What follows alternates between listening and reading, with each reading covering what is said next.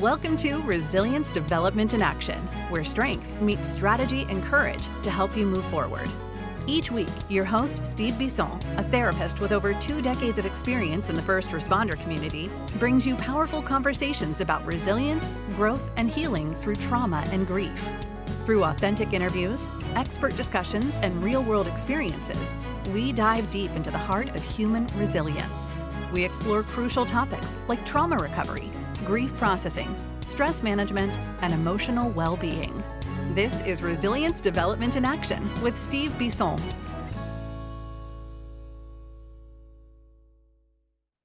Well, hi, everyone, and welcome to episode 224. If you haven't listened to episode 223, go back and listen to Aaron Sheridan, a great colleague from Behind the Badge and Beyond. Great interview, so I hope you go back and listen. But episode 224 is with Jonathan Kemp. He's a mental health advocate, entrepreneur, and creator of Smart Wisdom, a scientifically validated note-taking technique. So I hope you go check that out. But he built his career in law enforcement and entrepreneurship, and even went into studying, but was unaware of his bipolar disorder, depression, and dyslexia, and how it was shaping his life. We'll talk about neurodiversity, I'm pretty sure, too. His mental health illnesses were diagnosed at age 39 when he finally sought help. And Jonathan won the British Dyslexia Association Entrepreneur of the Year in 2011. So very interesting interview, I'm sure, and here it is.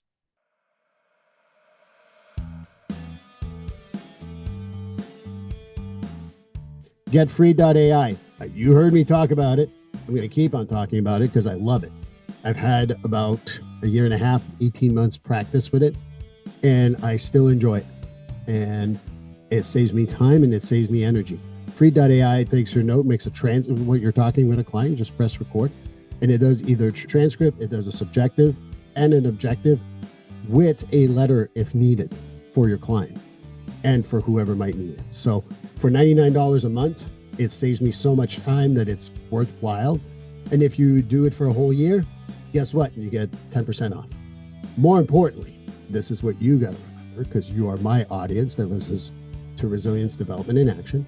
If you do listen to this and you want to use free.ai, put in the code Steve50 in the promo code area, Steve50, and you will get $50 off in addition to everything we just talked about.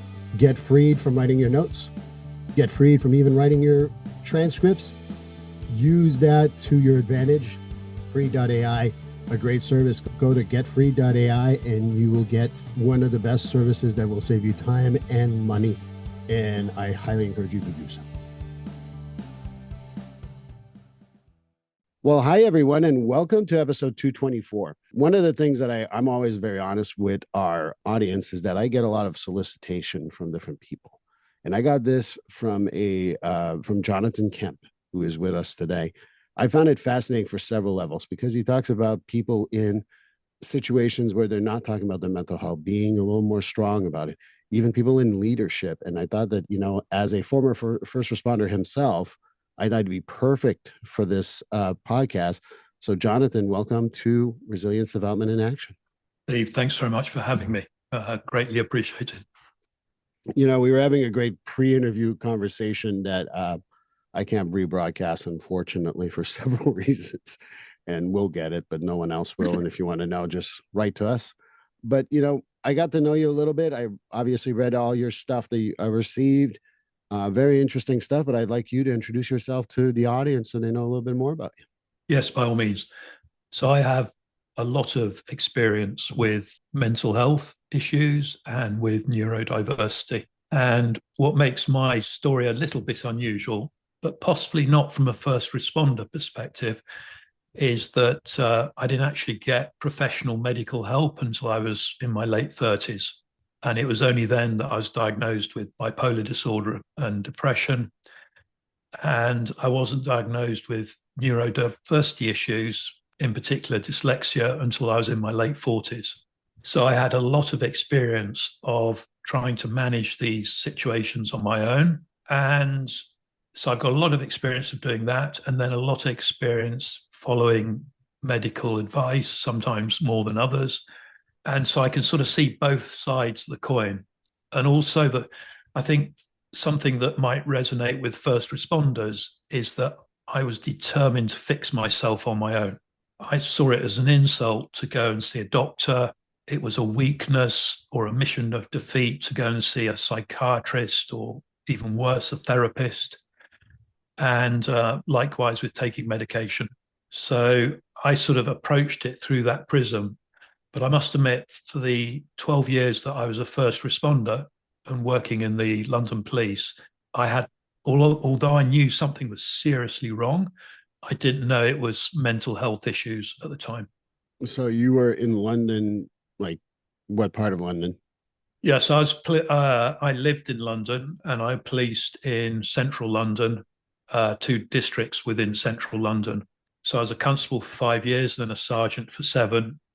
And during my time as a constable, we would do day-to-day duties, which were both public order and both like dealing with sort of day-to-day disputes and criminal matters. And it was an interesting time. There were lots of big industrial disputes and lots of sort of big political events happening. So it was an interesting time to be in the police.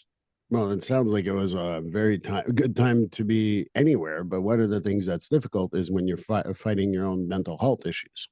And it's not something that people like to talk about in the first responder world, or frankly, I find in the general population. We fight sometimes, and mental health is not something that I'm like, here's bipolar. If I have a mole in my face, you'll see the mole in my face. But bipolar is not going to show up here in the middle of your front. I'm just making it up here. I always worry about how can we address that stuff. What's a common, besides mental health, is there other common, like specific mental health or other issues that are invisible that we need to recognize earlier in order to work our lives and do our thing? This is looking back with and reflecting back on my time in the Met. And I now realize in some ways the police and policing really helped me, because when you have mental health issues, as you quite rightly say, it isn't immediately visible. And that's whether it's bipolar disorder, depression, addictions. The reason I pause on addictions is that I know certainly when I was at the police, when the addiction becomes severe enough, you can't hide it. One would argue that it's the same thing for mental health, but yes, if you know what you're looking at, absolutely. So I know looking back now, some of the incidents we were called out to were people either on the neurodiversity spectrum for something, and probably back then, if somebody was autistic and was coming across unable to communicate effectively, et cetera, there's no way we would have made the link between what we were seeing and a neurodiversity issue. We would have just seen, we've got someone here, they're playing up, they're being awkward, we've just got to deal with it. Whereas, the reality was that somebody was behaving that way because they were autistic or had some other issue. So the reason I found, and this is really with the benefit of hindsight, I think being a first responder in some ways saved my bacon for 12 years, was it's highly structured. You've got to be at a set place at a set time, and what you need to do is, very specific. And all of that structure and that responsibility and that focus, I found really helped. And you made an interesting point that, if you know what you're looking for, you can recognize what's going on. So particularly when I became a sergeant, if constables were struggling or people were struggling with drink, I did notice it. And sometimes I'd share my experience. So I stopped taking drink and other substances when I was about 21. And the reason I did that was because I knew the dividing line for me between sanity and insanity was as fine as a piece of hair. And once I took drink or, took other substances, I had no control over whether I crossed that line.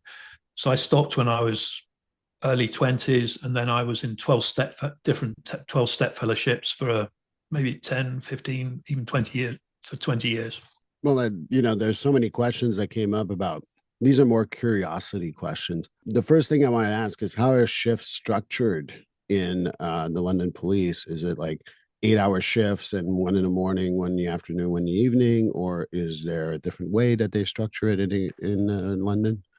Yeah, so it's changed over the years. So when I was in, it was predominantly 8-hour shifts, and there was a morning shift started at 6, afternoon to evening at 10. We would do 8 hours and then go home. And you were continually shifting from like a day shift, early morning shift to an afternoon shift. And then we'd do like a week of nights. Then we'd have days off after nights. But from a mental health perspective, although that gives you structure, it really plays on the sleep. Mm-hmm. And for me, for my mental health, probably sleep is number one in terms of managing.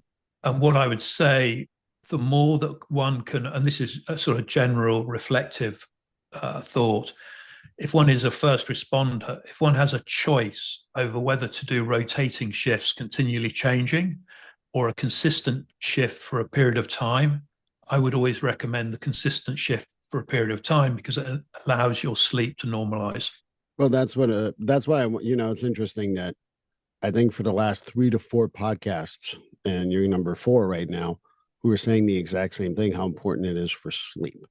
And I have conversations about sleep hygiene with most people in regards to that, and having that, the morning shift, the afternoon shift, or the evening shift, or the overnight shift. They all have different names in America. They go first, second, and mids. Some, especially Massachusetts. I don't know if that's everywhere. Having that consistency, no matter what, is important. But I think that it also brings up the alcohol problem. I'm always interested in knowing. I grew up in Canada. Most people know that I've been here for more years than I've been in Canada.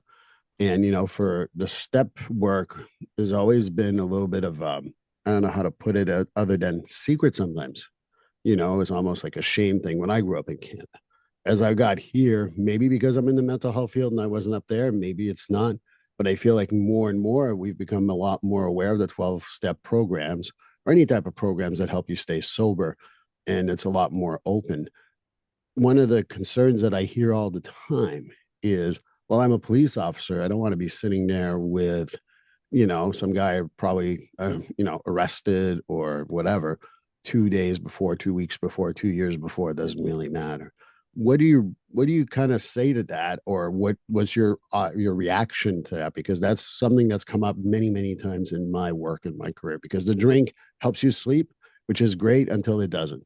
And that's where I think that those things happen. And then they don't want to go to meetings because they don't want to be sitting with people they might have been arrested. So I know it's a very complex question I just asked. But So I think in terms of drink and taking other substances, I know, and it's partly generational, I think partly where you work, that there was a certain amount of what I call drinking culture. So if you didn't go out to drink after your shift or after your work, it sounds ridiculous to me now, but you wouldn't be trusted. And this was particularly the case if you wanted to go into work in plain clothes on crime squads, or you wanted to go into the CID, which is our criminal investigation department. Then there was in certain offices, there was a very heavy drinking culture. And because I didn't drink, I felt, and I wanted to be a CID officer, and it didn't turn out that way, but because I didn't drink, I felt that I was slightly on the outside.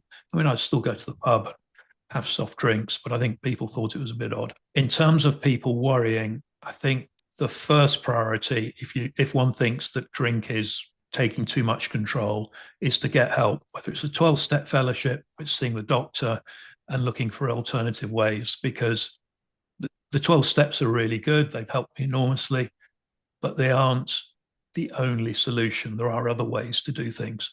In terms of a fear of going into 12-step meetings, I completely get it, because no one's going to be sitting in a 12-step meeting if they're, a saint and Correct. everything is smelling of roses. That's just not the reality. So the reality with drinking is all sorts of, problems, sometimes criminal offences, sometimes prison sentences. And that goes, par and parcel, whether it's Narcotics Anonymous, Alcoholics Anonymous, Gamblers Anonymous. But what I would say is there's two things. You don't have to say what profession you're in. You could just say I'm a public servant. So for their all intensive purposes, if you're in a room full of other 12-step members, all they know is that you are a public servant. You don't have to say what you actually do. And I would probably, in the first instance, I would recommend that. And then as you get to know people and you get to trust people, then you can start to say, oh, well, this is what I do. And what I found is that when you share that, people respect it. And the other thing is that, when you're sharing and talking about your experiences, you can talk about the experiences without actually alluding and opening up to the fact that you are a police officer. So there are certain things you can generalize. And then the other thing, which is really important, is that in all meetings, they have this saying is, what you see here, what you hear here, please let it stay here. And, from my extensive experience of being in 12-step meetings, that is pretty much adhered to. Ironically, that's also my experience too.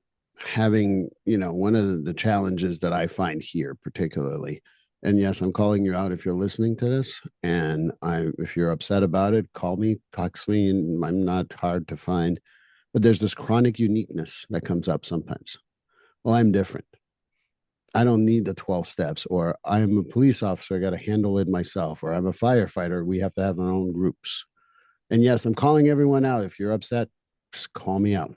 How do we change that thought process? Because, I can't be the same as the person whose family has chronic alcoholic syndrome, which, we all know that typically that happens. How do we address that with people who might be resistant? Because we talk about some stigmas. I think that's one of the stigmas that, well, I'm not one of them, which I hear, unfortunately, too frequently. How do we address that? How do we make sure that people get the help, whether it's mental health or substance abuse? I know I kind of deviated a little bit to substance abuse now. I'd like to also include the mental health part because that's important. And if you get a chance while we're explaining the mental health part, I know what neurodiversity is, but sometimes people hear that, and I've heard anything from, oh, it's real to it's BS. And I want to be able to address both sides because I think it is real. And I think it's something that we need to address. Got lots of interesting questions in that. Oh, I know. I have plenty of those. I just don't have any answers. Okay. So to deal with the issue of uniqueness, I think what's interesting is that probably everyone will say that they're unique. And certainly when you go into a 12-step fellowship or you go and see a doctor or a therapist or psychiatrist, you're sitting there thinking, I don't know if I can say this. I don't know if I can open up. I don't know. And what you're worried about is that you've done something that is terrible and they're going to judge you for. And what I realized was that we're first and foremost, we are all human. Secondly, our behavior and what we think and what we do is actually really common across all spectrums, all professions, all ages, different countries. So it is normal to feel unique. But the crucial thing is, if you have an issue, whether it's, whether it's a mental health issue, so mental health for me also includes addictions, it includes, depression, it includes bipolar, it includes chronic stress and the other illnesses that are out there. Correct. And the thing for me, which took me a long time to sort of understand, is it doesn't matter what profession you're in. It doesn't matter if you're a police officer or a fire person or a first aider or in the military. That really doesn't matter. The important thing is that we are human beings. We were a human being before we went in, and we're a human being when we're there. And human beings will have problems with their body. And just because of our culture, and I think it's historical, we're quite happy to go and get help for every part of our body other than our brain. And now I look back, it makes no logical sense. I had bleeding in one of my eyes and I went partially blind. And I was a bit slow, but after about a week, I went to see my doctor and then I went to see specialists. Well, it goes with the healthcare system. But anyway, sorry for being political there for a second. Please continue. Yeah. We're very lucky in that we have a free healthcare system here.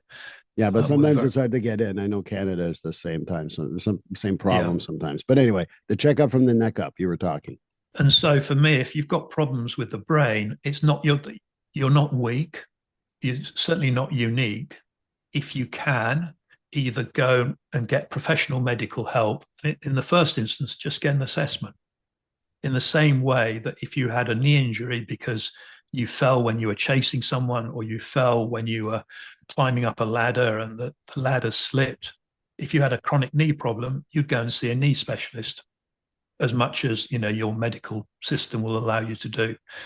And it's the same with the brain. It defies logic that there can be a problem with the rest of the body and we're happy to go and see a professional, but when it comes to the brain, we have this sort of almost inbuilt default that, and particularly if you're in sort of what I call strong independent professions, that you should be able to figure it out yourself. And my God, I tried for 20 years. I tried. I thought, I am going to solve this myself. I'm going to think this. This is how I'm going to behave. This is how I'm going to react. And I pretty much did that for 20 years. And it's a bit like trying to do the same I wouldn't dream of trying to think my knee better, if it had a chronic injury. So I shouldn't. And now I realize that the faster and the quicker I can get professional help, whether it's mental health or neurodiversity, the better situation I'm in. And the interesting thing is, I think now in certain fields, so like in sports, it's a completely different ballgame, whether it's Formula One or it's running or it's Olympics. They will have a team behind the people because they recognize the brain is just another part of the body. And you need to look after the brain and the body to be, a successful Formula One driver or a successful athlete. And it is exactly the same for first responders. I can talk about F1 for a long time myself, big fan. And, I go back to Lewis Hamilton. And for those who don't know, very popular, won the championship a few years ago. He's struggled the last few years, but he's been on a different team. His team hasn't been as supportive, just my 2 cents. But I'm not going to get into too much F1 here. But Lewis Hamilton was very open about his mental health struggles, especially when he was a young kid. And there was a lot of pressure on him and how that affected him and his team. And by the way, nothing against coaches, all for coaches. But I also know that you need a mental health professional in order to move forward. And he was very adamant about that. And you've got different guys who have brought that up in different sports, including football, American football, and regular football. And I think that any professional sports or individual sports, particularly in individual sports, I think you get in, you can't turn around and say, my partner is going to take over. One of the 10 other guys on the field are going to take over. You turn around and there's no one there. So individual sports in particular, I find that the mental health strain is pretty big and needs to be addressed. I think that the word you were looking for is high functioning individuals who think that one of my friends, and I know he stole it from someone else, says to me, you can't solve a problem that the same brain created. And you need sometimes an outsider perspective in order to address it. That's why I've had a therapist since 2000. I don't even know. I've had a therapist forever. And even when I was a young therapist, I would always say, well, I can handle it. I'm a therapist. I can handle it. I'm a therapist. I can handle, until I couldn't. And then I went and I see my therapist. Right now is about every 4 to 6 weeks. I'm doing okay so far. That doesn't mean it won't change tomorrow. So if I need him every week, he's available. But I think it's having that mental health. I'm a high functioning person overall. Don't tell my girlfriend or my kids, they don't believe it. But for the most part, most people believe that. But I do need someone. And even the biggest athletes will tell you that they need that. How do we really address that stigma? Because people just get stuck on that stuff and saying, well, I'm high functioning, I don't need someone. Well, that's ego talking usually. And I think there's other things to be addressed, but I would like to hear your point of view. Yeah, so I've probably described as high functioning myself. So again, I would make the comparison between high functioning. Do we expect, if we're high functioning, let's say we get diabetes, is high functioning going to help us deal with diabetes? No. Good point. Is high functioning going to help us with a heart problem? It will probably actually aggravate it, depending on how hard we work. Is high functioning going to, help with our body fats, whether good ones or bad ones? No. And actually, if one thinks about it, if one is high functioning, so we don't apply the same high functioning rules to our brain that we apply to the rest of our body. And basically, when a body is put under stress, or even a natural body, some bodies will not find illnesses, that's completely the wrong word. Some bodies will be ill for whatever reason. Some bodies will become ill because of the circumstances they're in. And the brain is exactly the same. It's just another part of the body. And you made a really interesting point that athletes who are individuals need that sort of psychological, mental help will be more than team athletes. And first responders, I would see as the same, because quite often as a first responder, you're the only person wherever you are. And so the responsibility on you to perform and perform at a high level is huge. So if it's acceptable for an athlete, individual athlete, to get this sort of psychological help, then for me, logic follows that first responders who are often on a scene on their own need the same type of help. And the other interesting thing, this word high functioning. So if you're high functioning, that means so the athlete is using their body a lot and they need help to manage that. People who are high functioning are probably using their brain a lot. Mm-hmm. So if you use your body a lot and we accept that it's going to have problems, it's exactly the same for the brain. If you do certain things to the brain, and particularly if it's through your work, where you've got no control, you can't just say, whoops, sorry, bit too much, I've got to go. You have to, whether it's a traffic accident or it's a fight or it's a firefight, whatever it is, you have to deal with it.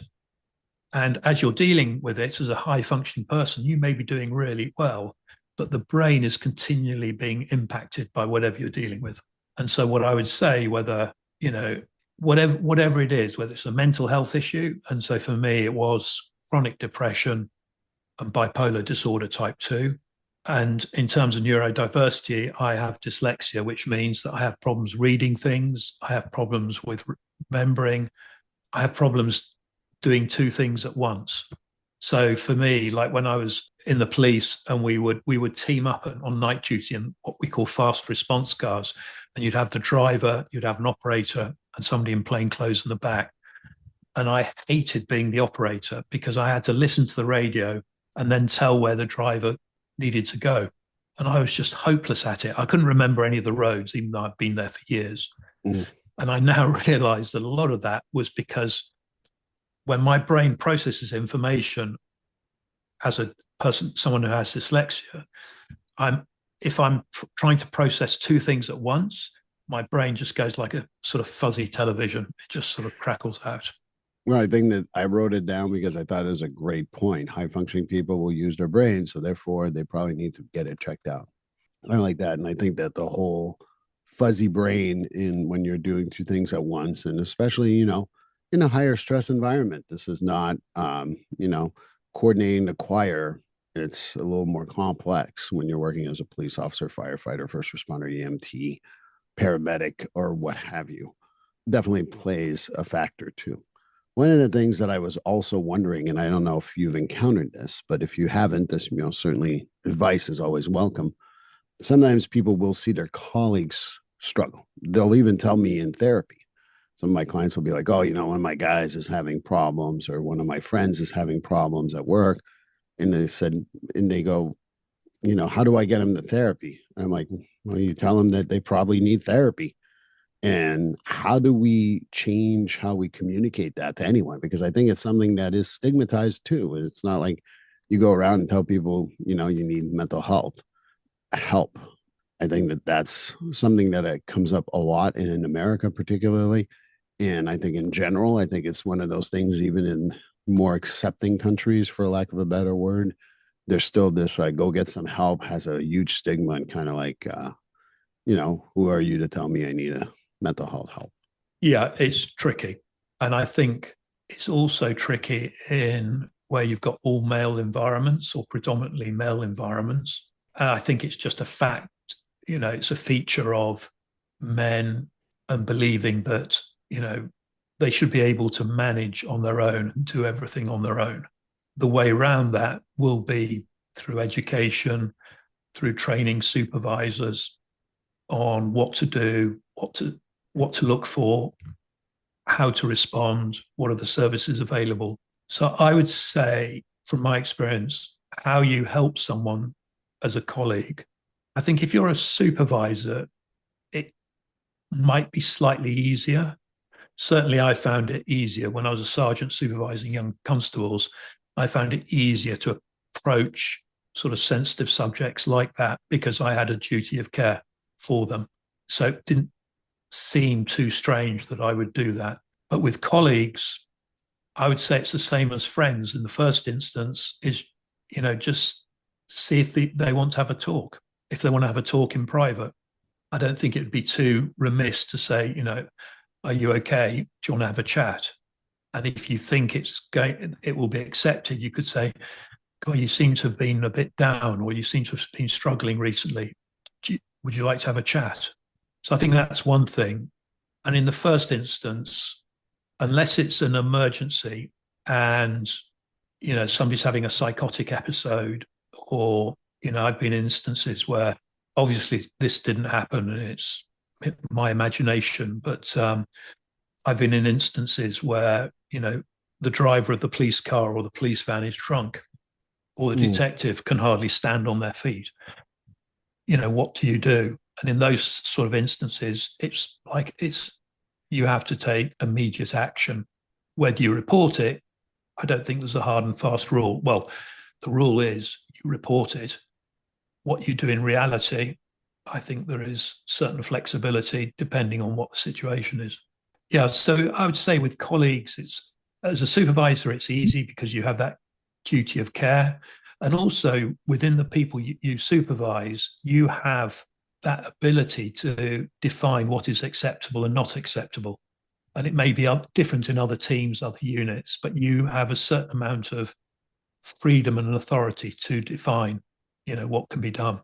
With colleagues and friends, I would say in the first instance is just simply either asking, can I be of any help? Or asking, would you like to have a chat? Would be the first thing, unless it's an emergency, in which case I might isolate someone, if they've been drinking or if they're having a psychotic episode. I mean, the first thing I would do would be to isolate them and then take it from there. I gotta say, Jonathan, that one of the favorite things that you said there is that as a leader, you saw these things and you did something. One of my messages that you will hear throughout my podcast, and anyone who knows me, that, having stripes and badges that are, whatever you want to call them, leadership. And you got to take a leadership on everything, including health, mental health, substance use, everything else. I think that's one of the things. Let's add another layer.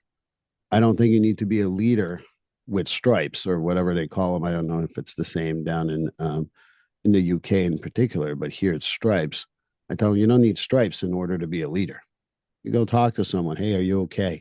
Come and talk to them. Like you said, I like the ideas that you gave, but more importantly, making sure that you don't need to be a leader at anything to be a support for people struggling, particularly if you're struggling with, like you talk, bipolar 2 disorder.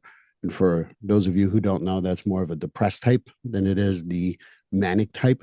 And DSM might kick my butt for describing it that simply, but it's really that simple in some ways. I think that's the stuff that I really talk about with my colleagues too, is that I don't need to be a leader in order to support people.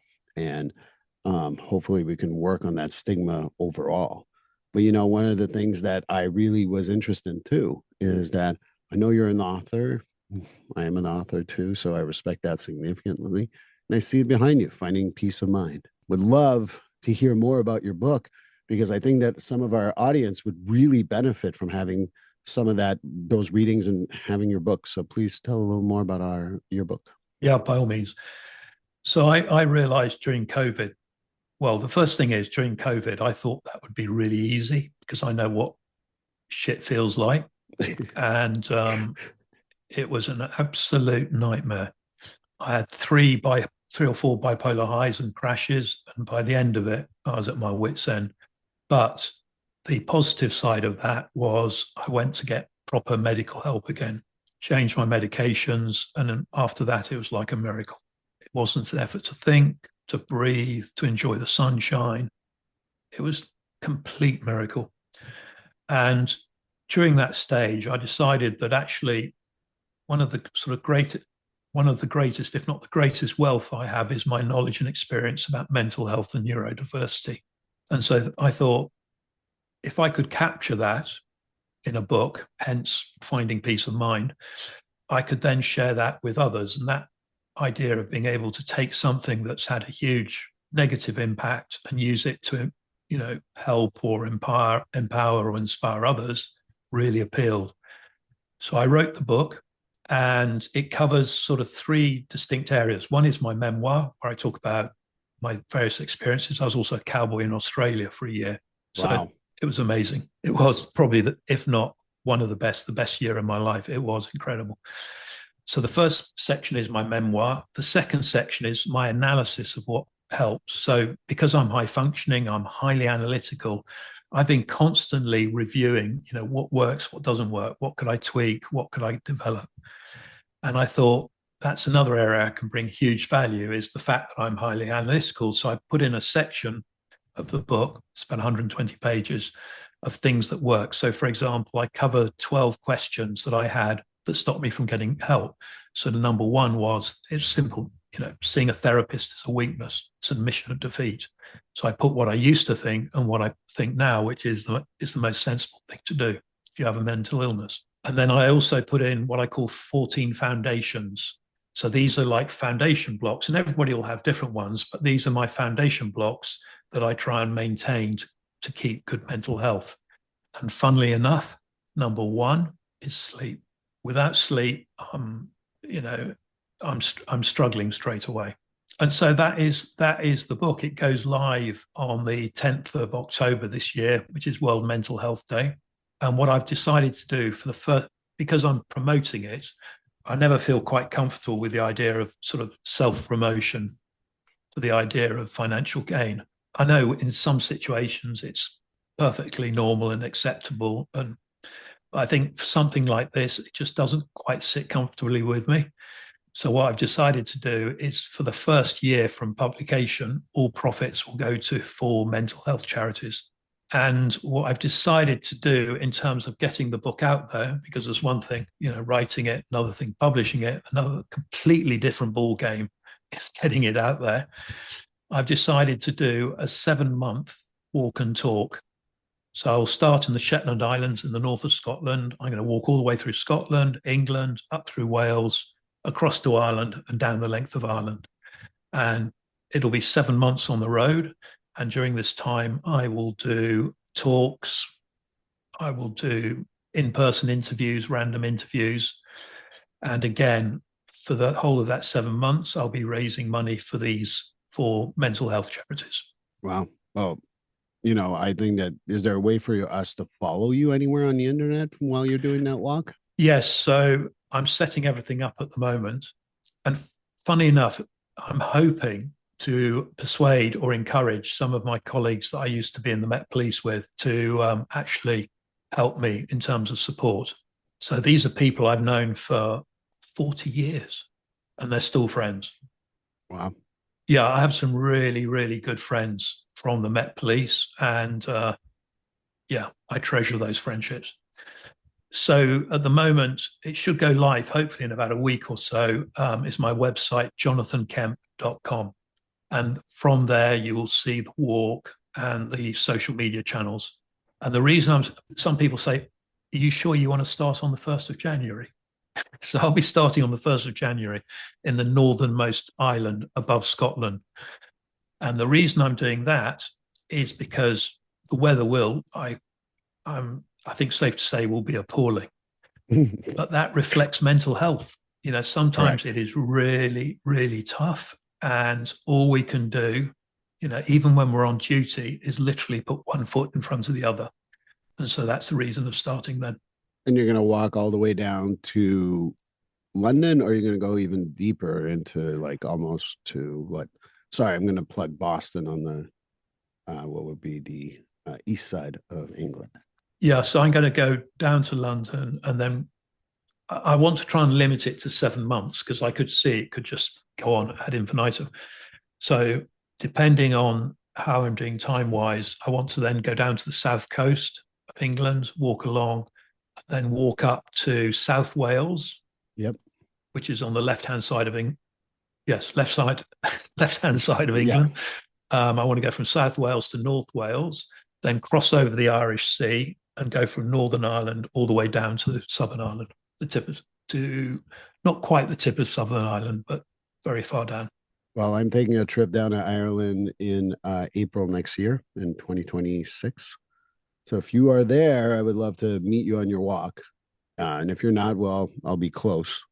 And I will definitely be encouraging you because, it is I love the visual of how mental health starts, cloudy, starts very stormy at times, and how it gets progressively better, just like the seasons do. So would love to be there too. And then for the book, this podcast will be out in October, beginning of October. So it'll be only a couple of days afterwards. So I will encourage people to go and buy it. Where can we buy the book? Online? Because most of my audience will be out here in North America. So just wanted to see where we can buy it online. Yeah. So all being well, it should be on US Amazon at that time, and also Barnes and Noble as well. And it should be orderable. That's the word. Says the French Canadian guy. But anyway, go ahead. Yeah, it should be exactly that from most bookshops. But if anybody has any problem, if they contact me through my website, jonathankemp.com, then I'll help them out. Well, I'm going to be happy to put all that in the show notes. We'll be looking forward to reading your book when it comes out. Thank you. And as you set it up, I'm sure that by then we're going to be able to follow you. And if you are in Ireland, would love to see you. I've only been to Wales once, and I really found it quite lovely.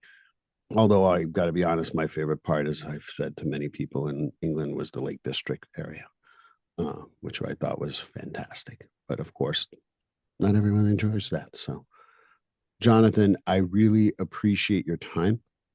I hope people go buy your book, go to your website, follow your walk starting in January 2026. And thank you again. Really appreciate this talk.